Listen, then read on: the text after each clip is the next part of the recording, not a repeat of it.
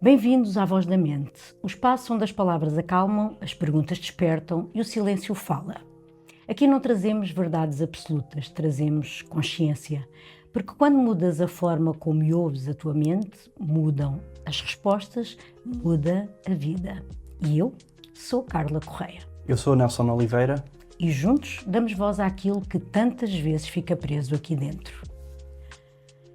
Setembro chega e com ele regressam os despertadores, os horários, os livros, as mochilas, os transportes, as atividades e toda aquela sensação de que a família inteira precisa de voltar a funcionar ao mesmo tempo. Para algumas crianças é entusiasmo, para outras é medo. Para muitos pais é organização, preocupação e uma pergunta silenciosa: será que ele vai ficar bem? Um novo professor, uma nova turma, uma escola diferente, uma mudança de ciclo, o medo de não conseguir acompanhar, o receio de ficar sozinho. E por vezes, enquanto tentamos acalmar os nossos filhos, somos nós que estamos ansiosos. Hoje, na Voz da Mente, queremos perceber onde termina a preocupação normal e onde pode começar uma ansiedade que precisa de atenção. E, sobretudo, queremos responder a uma pergunta: como podemos preparar os nossos filhos para o novo ano escolar sem transmitirmos os nossos próprios medos? James Baldwin escreveu uma frase particularmente interessante para começarmos esta conversa. As crianças nem sempre escutam os adultos, mas raramente deixam de os imitar. Nelson, isto leva-nos imediatamente a uma questão. Será que antes de prepararmos emocionalmente os nossos filhos para a escola, precisamos de olhar para aquilo que nós próprios estamos a transmitir? Bem verdade. E essa é uma questão que pode ser continuada. Se é normal uma criança sentir ansiedade antes de começar um novo ano escolar. Então, muitas das vezes esta situação é dirigida muito aos pais, que é para prestar atenção que uma criança ansiosa nem sempre diz eu estou ansiosa. Ela pode dizer muitas das vezes eu não quero ir, eu não consigo dormir, eu tenho medo de ficar sozinho, eu acho que o professor não vai gostar de mim. Então esta é uma ansiedade normal e até pode ser adaptativa a um novo ciclo ou mudança que possa existir, mas que requer que nós, pais e até educadores, ou que estejamos mais atentos a essas situações, podemos ter alguma intervenção precoce, sem deixar que haja este escalar da ansiedade. O nosso cérebro está programado para que, perante incertezas, como por exemplo a nova sala, o novo professor, novos colegas, as exigências dos horários, as expectativas que a criança possa ter, o nosso cérebro tem por hábito de criar uma pré-antecipação e uma pré-sugestão em que cria até imagens, vozes interiores sobre a expectativa do que irá acontecer. Então é normal as crianças terem ansiedade antes de começar este novo ano escolar. Todo este processo é normal e muitas das pessoas que nos possam estar a ouvir reconhecem que estas são perguntas típicas. Então, muitas das vezes este estou com medo é expresso por sensações até físicas, como a dor abdominal, a dor de cabeça, as náuseas, a irritabilidade, a dificuldade em adormecer ou até uma maior necessidade de estar com os pais, aquele mimo após um jantar que se prolonga em atrasar a hora do sono. Eu quero ficar mais com os meus pais, ou até podemos ver a criança a querer voltar à cama dos pais. Mas essa maior necessidade. Talvez possa ser necessário os pais mais intervir em questões como perguntar coisas sobre a escola ou até idealizar situações sobre a escola bastante agradáveis, mas também normalizar esta situação, mas também sem banalizá-la. Aqui o objetivo não é ensinar a criança a não sentir ansiedade, é sim ensiná-la a perceber que irá conseguir atravessá-la. Então, antes de corrigirmos o comportamento, nós precisamos de compreender a emoção que está a produzir esse estado de ansiedade. Esse é o maior objetivo desta situação. Podemos nós, enquanto pais, transmitir ansiedade aos nossos filhos sem percebermos? Sim, e isso é muito habitual. Existe uma forma silenciosa de transmitirmos essa ansiedade aos nossos filhos, que é tentarmos evitar que eles próprios sintam ansiedade. Acabamos por tentar resolver tudo por eles. Eu vou ver, eu vou saber, Nós pais, por vezes, queremos resolver tudo, queremos evitar todas as situações difíceis que eles possam sentir. Quando telefonamos imediatamente perante uma mensagem, quando valorizamos rapidamente uma pequena expressão, vou ter aulas com um professor e toda a gente diz que ele é péssimo, e valorizamos continuamente esse dado de atenção. Quando retiramos a criança de todas as situações que lhe sejam incomodativas, não é? Então nós podemos estar a dar indicações, sugestões de que tu sozinho não vais conseguir resolver esta situação, precisas da minha presença aí na tua vida. Então é como se os pais lhes estivessem a dizer que tem que ser eu a fazer por ti, e não tens a capacidade de superar essa mesma situação.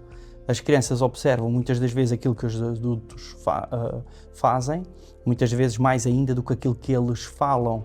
Então a criança, na observação do modelo que o pai apresenta, que a mãe apresenta, o tom de voz, a forma da fisiologia, a expressão facial, as urgências, os comentários repetidos, ou até as preocupações excessivas que os pais possam dizer em autossugestões negativas, como estás nervoso, tens medo, será que vais conseguir, ou até comparação com outras situações passadas, de outra vez com aquele professor não correu bem, será que com este vais-te portar melhor? Tudo isso passa para eles conseguem sentir, não é? Exatamente, e quase que estamos a pré-sugestionar sempre estados negativos. É como se lhes estivéssemos a dizer que não temos assim tanta crença positiva sobre ti. E não estou a dizer que os pais fazem isto propositado, às vezes é a forma como se faz. Então é como se o adulto antecipasse constantemente problemas em que existe alguma coisa perigosa que pode acontecer contigo.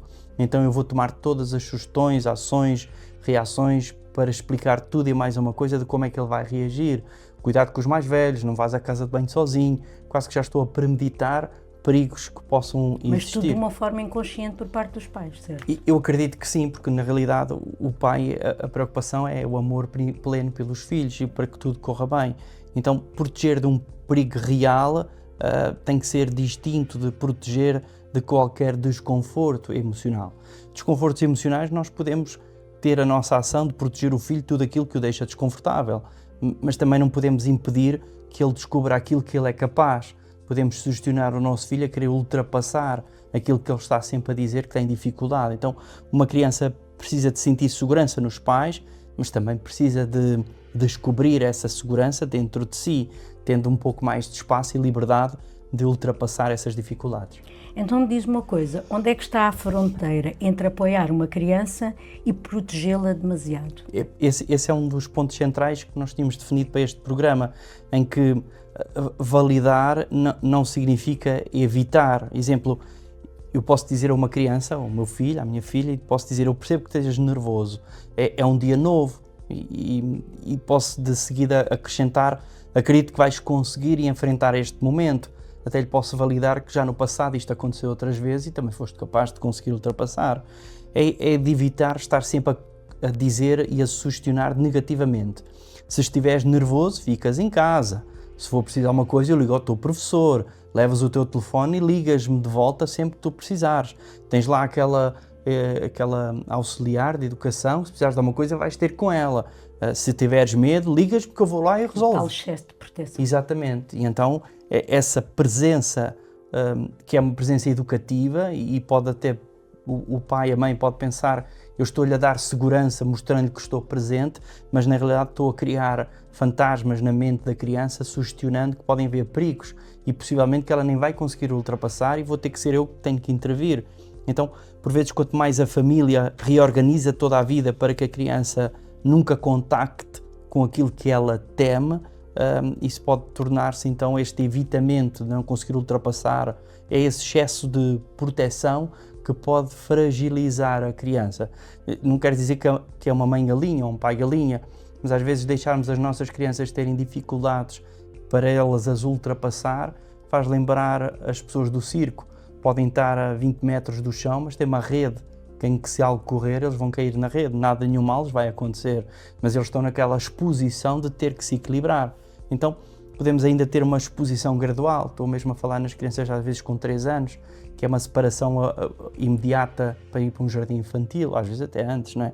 Pode haver uma adequada à idade ou até à personalidade que a criança possa ter, ir dando este apoio, mas suficiente proteger sem serem demasiado e evitar que a criança esteja nesse processo. Então, a coragem nunca é a ausência de medo, é sim a aprendizagem de que o medo pode estar presente sem decidir por nós. Ele pode estar e nós conseguimos ultrapassar. A questão seguinte é uma questão muito pertinente e que aconteceu a mim e seguramente a todos os pais acontece, que é quando a criança chega ao pé de nós e diz: mãe, pai, eu não quero ir à escola, devemos obrigá-lo a ir. Pois essa é uma questão bastante intensa e ela é muito frequente, não é? Antes de decidir o que fazer, precisamos de perceber o que é que significa esse eu não quero ir. Às vezes são noites mal dormidas, às vezes são ansiedades que foram crescendo ao longo do tempo e nós não nos apercebemos que aquela noite mal dormida era uma ansiedade escondida. Às vezes são processos de bullying observados na nossa criança ou noutras crianças.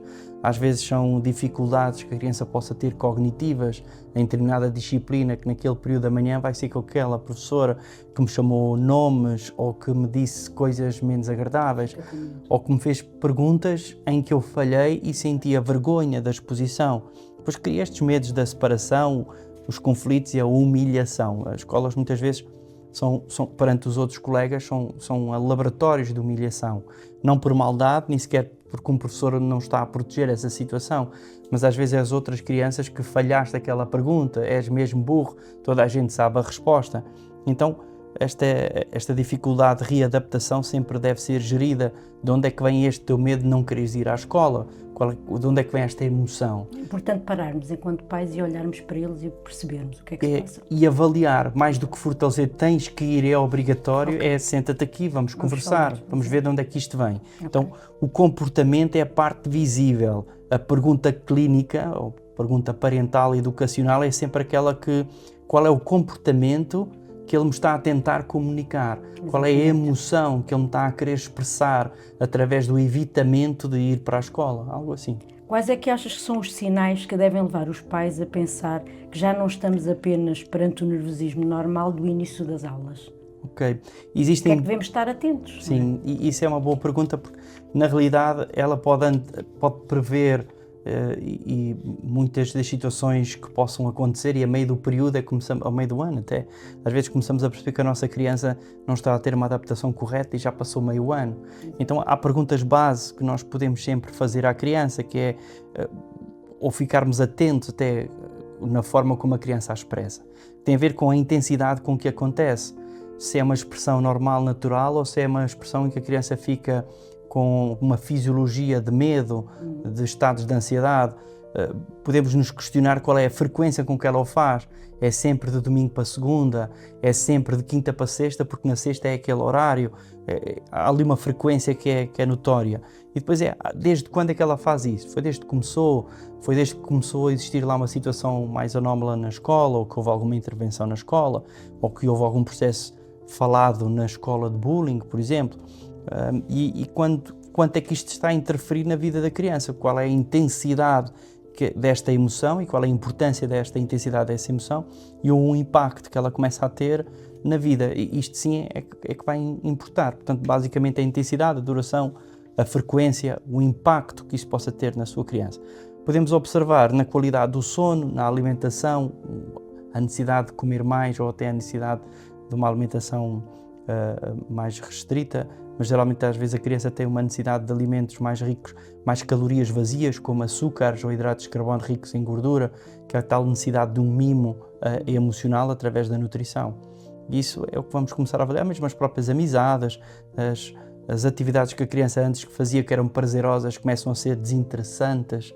Aí começamos a observar esses sinais mais relevantes, como algumas queixas físicas, muitas crianças que têm a urgência urinária ou até a urgência fecal associados a episódios pré-escola ou mesmo durante as aulas.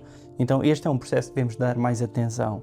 A criança às vezes pode estar numa personalidade de ansiedade, de medos dentro dela e tem essa urgência urinária, mesmo que vá à casa de banho durante 1 hora 10 vezes e até pode não ter urina, mas é aquela necessidade de o fazer, de se retirar da situação.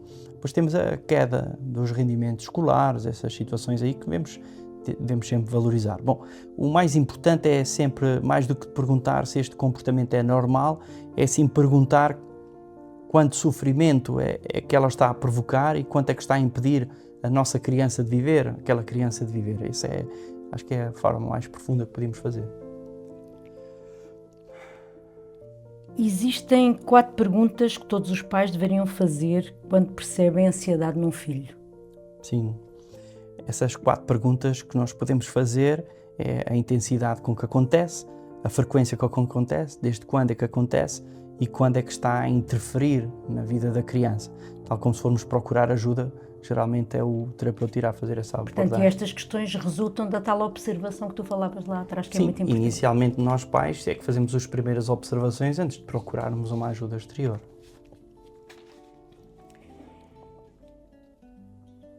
Existe também toda uma mudança de rotinas. Durante as férias, eles deitam-se mais tarde, acordam mais tarde, existem mais ecrãs, menos horários. Como é que devemos fazer esta transição? Bom, antigamente eu era anti-rotinas. Eu até achava que ter uma rotina era uma situação bastante chata de ter. Eu até achava que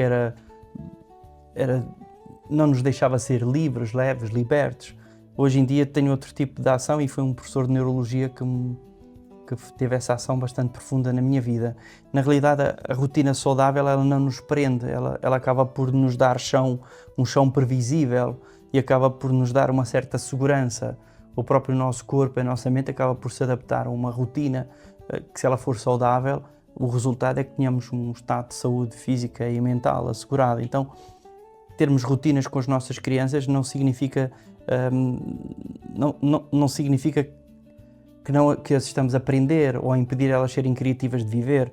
Se nós queremos diminuir um estado de ansiedade desde regressar às aulas, temos que começar até dias antes neste processo de rotina. Uma das maiores rotinas e profundas que devem de existir é a rotina do sono, a preparação do sono. Nós ainda somos do tempo em que tínhamos o Vitinho e aquela chegada do Vitinho era a porta de abertura que estava na hora de ir dormir, e depois do Vitinho tínhamos os patinhos, não é?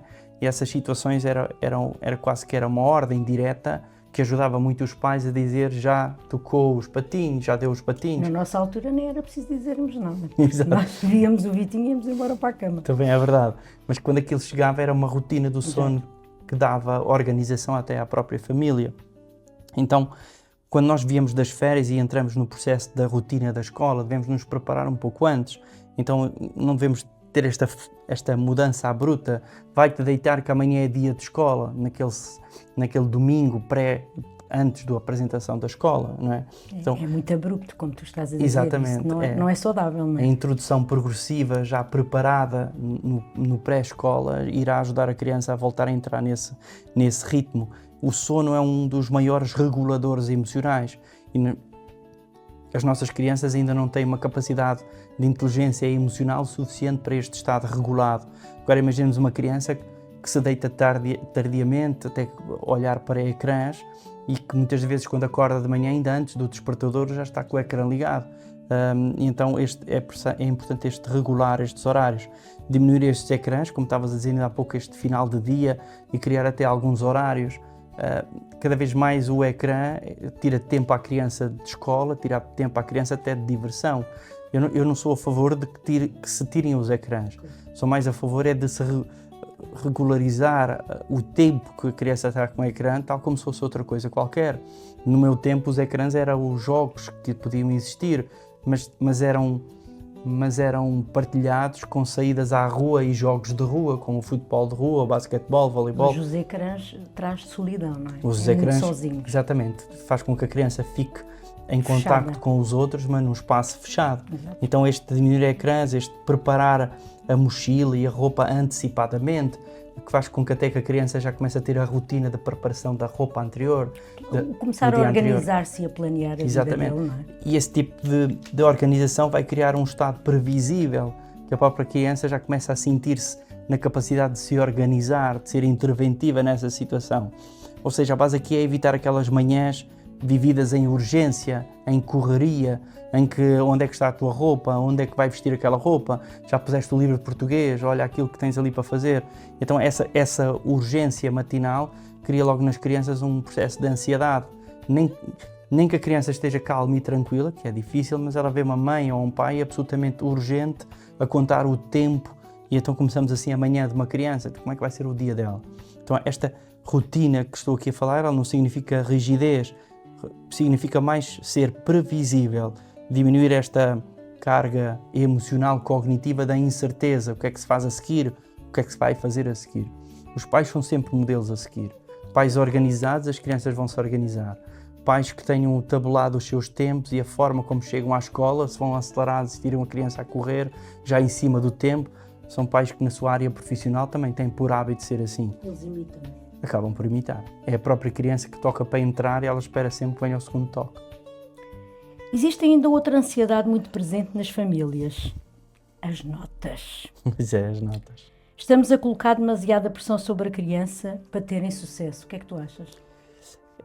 As notas, elas são necessárias, não é? Uma nota, ela avalia quantitativamente a forma como temos a nossa qualidade cognitiva. De qualquer modo, às vezes nós estamos aí a confundir um pouco essa avaliação quantitativa com uma qualidade de valor da criança. Então, quem menos tira notas, quanto menor for a nota, quase que passamos a ideia de que vale menos, esta criança vale menos do que as outras. E então, nós queremos ter filhos capazes de alcançar resultados, que os podemos motivar a que se possam desenvolver, a ter alguma competição com eles próprios saudáveis, de atingir resultados desejados, e queremos acima de tudo que estes seres humanos que irão crescer continuem a sentir o valor que eles têm, mesmo quando um resultado corre mal. Não acredito que hajam adultos que tiveram sempre bons resultados em tudo o que existe na vida, tiveram dificuldades que tiveram que ultrapassar. E se estão num padrão que se sempre repete em situações na vida para ultrapassar, significa que muitas vezes em criança foram envergonhados, foram criticados ou julgados pelos maus resultados de números do que pelos resultados de valor. Há crianças que podem ter um grande valor interior e emocional, só que têm dificuldades de estudo, concentração, foco, atenção e memória, só porque não têm instrumentos de estudo adequados, ou em casa, modelos de pais dedicados ao estudo, ou ausentes até pelos horários laborais, exatamente, por razões profissionais. Estou mesmo aqui a falar das pessoas que trabalham por turnos, que muitas das vezes só um dos pais está presente e nem sempre é a mãe ou o pai que tem mais qualidade de instrumentos de saber estudar ou de ensinar a estudar. E essas situações elas possam trabalhar. Portanto, eu acredito muito que aqui as notas, o valor, ela devia ser instituída. Eu lembro aqui de uma história, como se nós pudéssemos criar motivação na criança. Então dizemos à criança que no fim de semana, se tu tiveres esta nota a matemática, no fim de semana eu deixo-te ir para a piscina com os teus amigos. Ou posso dizer, se tu não tirares esta nota a matemática, vais passar o fim de semana de castigo. Então o resultado é o mesmo, a nota vai ter que aparecer. A diferença é que num dos casos tem uma motivação de um fim de semana com os amigos e no outro caso é para evitar um castigo. Então a pressão da nota é diferente, o nível de stress da nota é diferente, o resultado vai ter que aparecer. Porque a diferença, o resultado é a nota que vai ter que aparecer e o desfecho do prémio é que vai ser diferente. Um é evitar um castigo ou até ganhar um prémio. É como, eu dizia muito isto para o meu filho, que é, eu não quero que sejas o melhor, eu quero que tu dês o teu melhor. Porque Sim. O melhor dele pode não ser mais do que 70%, por exemplo, não é? E não é por isso que ele é mais incapaz do que os outros, ele está a dar o melhor dele. Esse dar o melhor é o tal valor que se dá à criança e depois às vezes podemos até questionar. Tu sentes que conseguias fazer melhor, o que é que podíamos te ajudar para ainda melhor seres? Então, aquelas coisas que às vezes dizemos aos miúdos que este ano tens de ter melhores notas, estamos a criar pressão, agora já não podes facilitar, já estás no último período, vê lá se vais outra vez chumbar ou vais outra vez tirar aquela nota negativa.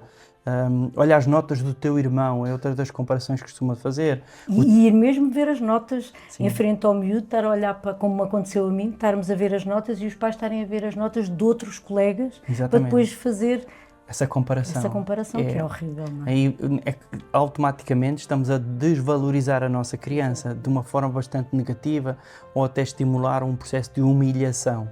Isso não vai ajudar a criança a ter que estudar. Aliás, há crianças que podem até conseguir melhorar as suas notas, mas vai sempre ser no stress de evitar um castigo, de evitar uma humilhação, de evitar ser rejeitado ou abandonado pelos próprios pais. O desempenho escolar é apenas uma dimensão do desenvolvimento cognitivo É basicamente essa parte, sem a dimensão emocional. Então esta dimensão emocional ela fica muito a cargo de como os pais ensinam os filhos a lidar com essas emoções. Essa é a educação emocional, é o coeficiente de inteligência emocional que é desenvolvido em casa com os pais ou até em algumas disciplinas que começamos agora a ver, como a educação emocional. Eu tenho esta educação emocional que já confere às crianças terem uma capacidade assertiva de lidar com estados emocionais. Isso é bastante importante. Há uma valorização do esforço, há uma estratégia para a curiosidade da aprendizagem, há a disciplina da progressão e até nisto, mesmo em consultório, às vezes costumo sugerir a criança ter hobbies. E os hobbies não são passatempos. Às vezes os hobbies desliga-se dos ecrãs, mas às vezes nos hobbies também se ligamos aos ecrãs. Da diedade dos porquês, saber coisas profundamente em que possam ser elogiadas pelos outros. Eu não sei fazer um bolo de nozes, eu quero aprender e quero levar esse bolo de nozes à minha avó, ao meu avô. Então a criança acaba por aprender a ler, a escrever, a aprender matemática, só por aprender a fazer um bolo, com a qualidade que vai ser elogiada. Foste tu que fizeste, foste tu que conseguiste. Então a cognição da escola acaba por ter valorização pessoal.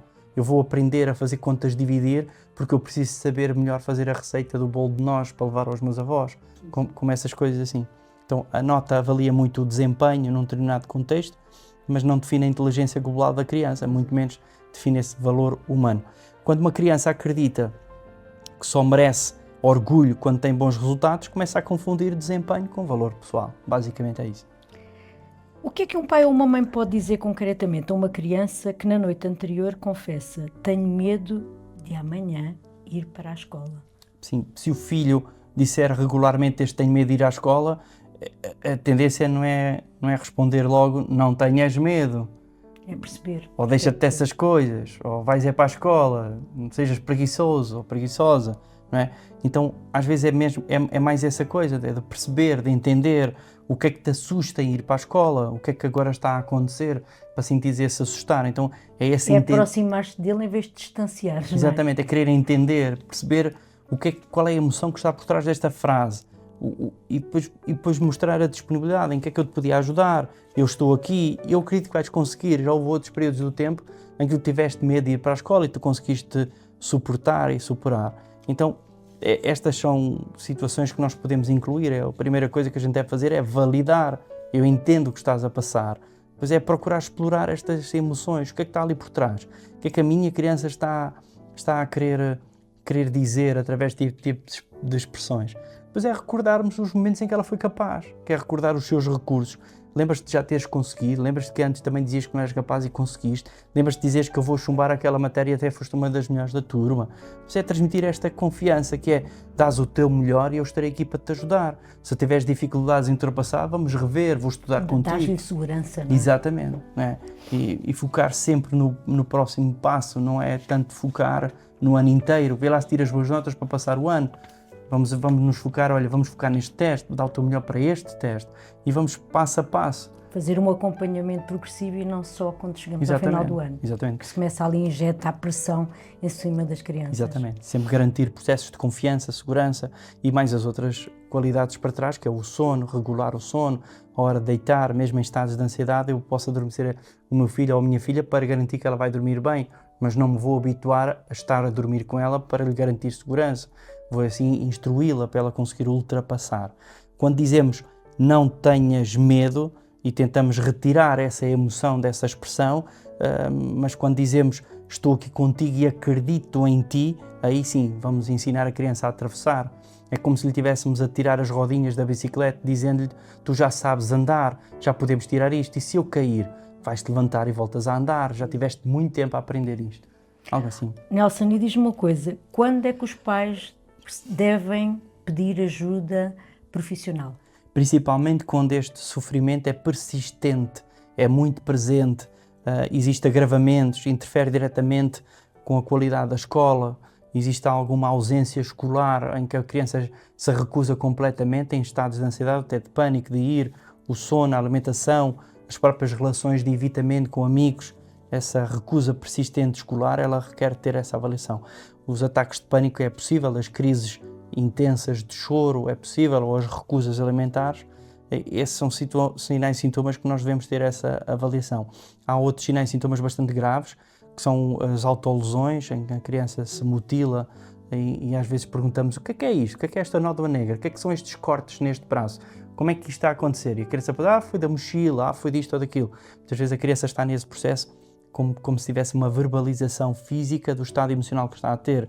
Aí sim, devemos de começar logo a procurar ajuda, numa cadência com o apoio escolar que possa existir, com o médico de família, com a psicologia, com a pediatria. Ou seja, não devemos de alarmar para uma situação grave ou gravosa, mas não devemos de despreocupar e ir adiando essa situação. A criança, quando faz este tipo de intervenção, a cura clínica, não vou dizer que é rápida, mas ela tem resultados promissores, até bastante interessantes, se for precocemente essa intervenção e acompanhamento. Portanto, pedir ajuda cedo não retira a autonomia de uma família capaz de cuidar e de amar ou de saber lidar com a situação.